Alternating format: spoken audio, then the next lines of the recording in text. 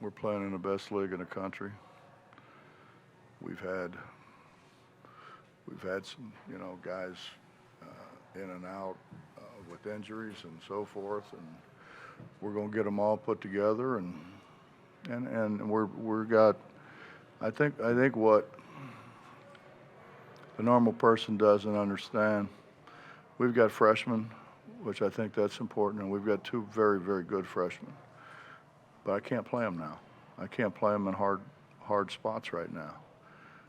We've got two or three sophomores that are going to be really good players. They're not quite there yet. We've got some transfers.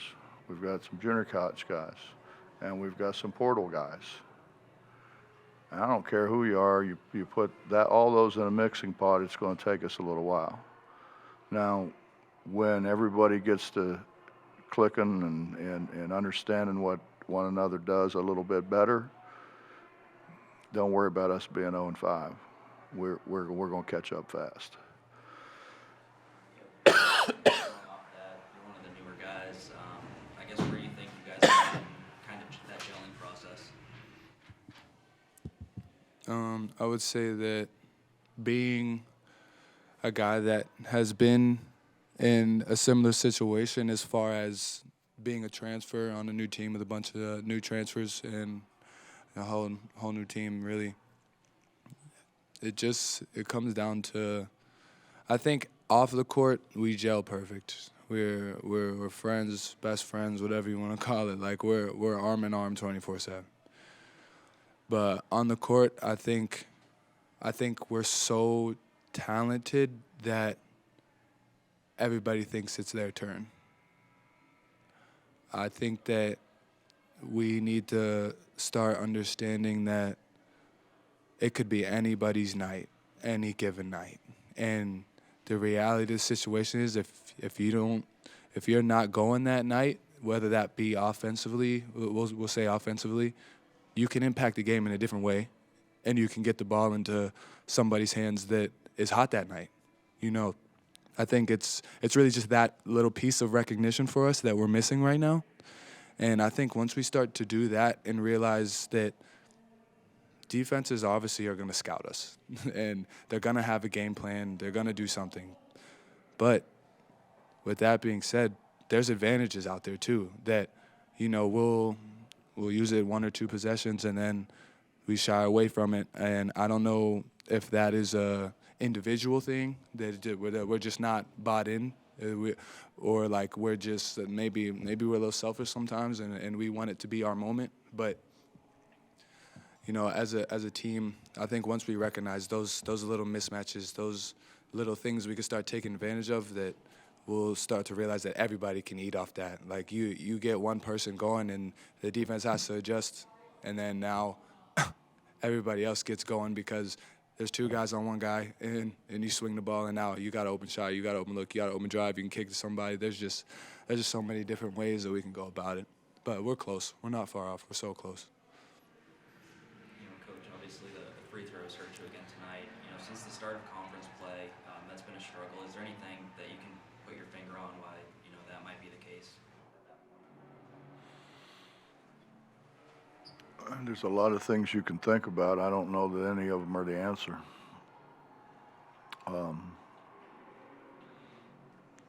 I think the first thing that people talk about, particularly with guys that are or have been good free throw shooters, is fatigue. I don't know. I've had guys before that have played the whole game, every game. This is a little bit. Honestly is a little bit rough for us because we're coming off of a game, and then we didn't do a whole lot the next day because I had to give them some rest. The NCAA says you got to give them a 1 day a week rest. Well, they shouldn't say that and then let people schedule games in a two-day window before you play again.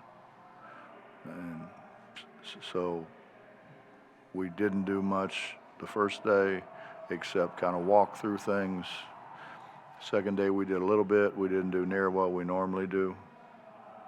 And I'm glad we didn't, because, you know, guys like Tre plays heavy minutes. And for him to play, he played heavy minutes the game before, and then you got what you normally have a day off where they can kind of relax. We were on our feet. We weren't running up and down, but we were on our feet. And then the next day we did a little bit more, but not a lot. We still weren't running up and down. We weren't starting and stopping and jumping. And so, I mean, honestly, I think that enabled us to play better today than what I was afraid it was going to be, just because we didn't have a whole lot of recovery time. I guess what are your thoughts on the free throw shooting since the start of Big 12 play? Is there anything that you've seen that's led to that struggle? I think it's an obvious area that we need to work on. Now, me personally, I just had a day, you know. I don't plan on continuing that. I plan on getting in the gym and doing something about it. But everybody has to do it. You can't force people to get into the gym and shoot free throws. It has to be their choice. It really comes down to how much you care about the dudes that are in the uniform with you and the name on the front of the uniform. What are you willing to sacrifice for those people? So that's what it comes down to. Coach, down the stretch, that last minute, I think it was about 25 seconds left. There was the timeout. You guys had the ball, and Eric has the off-balance three. Was that the look that you were hoping for in that situation, or what were you hoping to get? No, he ran himself out of the shot. Eric's got so much confidence at times that he thinks he can, you know, do things that I'm not sure LeBron would have made that one. And, it was set up for him to come off and two guys to close the gate. Or as they would say in Hoosiers, the old picket fence. But no, that's not the shot. I don't know if that's the shot he wanted to shoot, but it definitely wasn't a shot that everybody else wanted him to shoot. I mean, the whole deal was, if you don't have a shot, turn it, drive it hard, pitch it, which is what we did at the end. And Seth made the shot. With Eric, he hasn't been as productive, as efficient since the start of Big 12 play. I guess, what do you say to him, or how do you get that production back? And have him, be that guy again. I don't have any idea other than the fact that Eric's has not been well. I mean, Eric has spent a couple days in the hospital. That's not the usual Eric. He's been sick. There's a lot of stuff going around. With Keedy, I know he had that concussion. He hasn't been 100%. I guess, where do you think he's at, kind of recovering from that, getting back from that at this point? Oh, I think he's close to being back.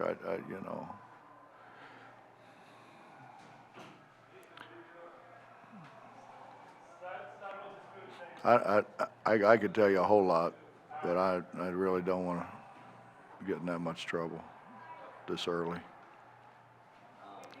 Towards the end of that first half, I know you talked about some of those younger guys that you have on this team. I think you had Josiah and Pat.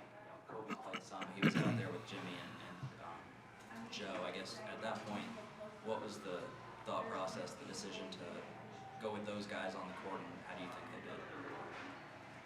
Get fresh bodies out there.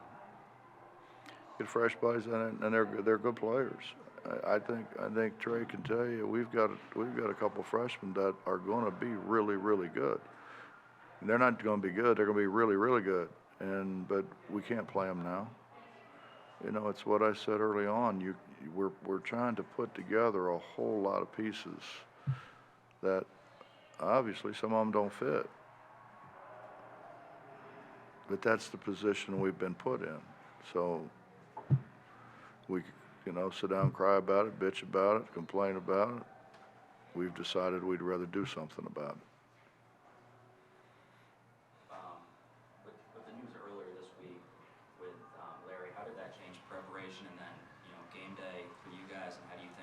guys? Didn't change preparation.